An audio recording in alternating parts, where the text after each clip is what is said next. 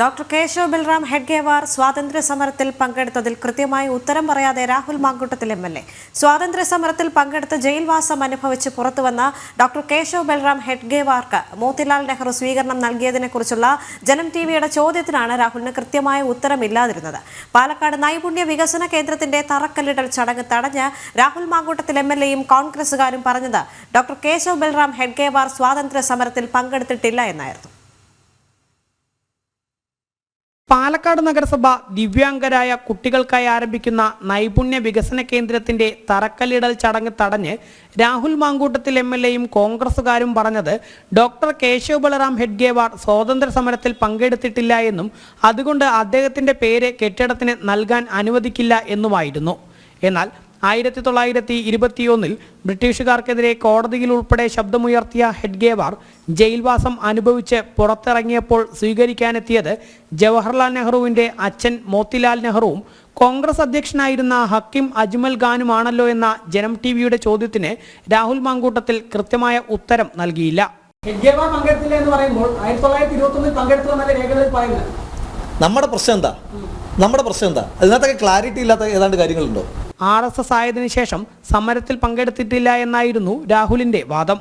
എന്നാൽ 1925 RSS രൂപീകരിക്കുകയും 1930 ഉപ്പു സത്യാഗ്രഹത്തിൽ ഡോക്ടർ ജി പങ്കെടുത്തതിനെക്കുറിച്ച് കമ്മ്യൂണിസ്റ്റ് ആചാര്യൻ EMS നമ്പൂതിരിപ്പാട് എഴുതിയ പുസ്തകത്തിൽ ഉണ്ടല്ലോ എന്ന ചോദ്യത്തിനും MLAക്ക് കൃത്യമായ ഉത്തരമില്ലായിരുന്നു.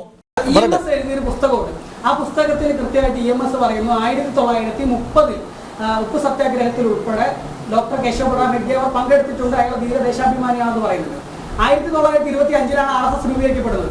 അപ്പൊ RSS രൂപീകരിക്കുന്നതിന് ശേഷം എന്തായാലും EMS നമ്പൂതിരിപ്പാട് പറഞ്ഞിട്ടുള്ള ഒരു RSS നേതാവിനെ അനുകൂലിച്ചുകൊണ്ടുള്ള സ്റ്റേറ്റ്മെന്റിനെ ന്യായീകരിക്കേണ്ടുന്ന ബാധ്യത ഏറ്റവും മിനിമം എനിക്കില്ല.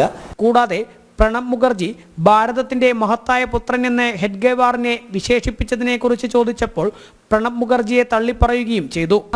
അതുപോലെ തന്നെ രാഷ്ട്രപതിയായിരുന്ന പ്രണബ് മുഖർജി RSSന്റെ നാഗ്പൂരിലെ കാര്യാലയം സന്ദർശിച്ചിട്ട് അവിടുത്തെ വിസിറ്റേഴ്സ് ഡയറിയിൽ എഴുതി വെച്ചിരിക്കുന്നത് ഭാരതത്തിന്റെ മഹത്തായ പുത്രൻ എന്നാണ്.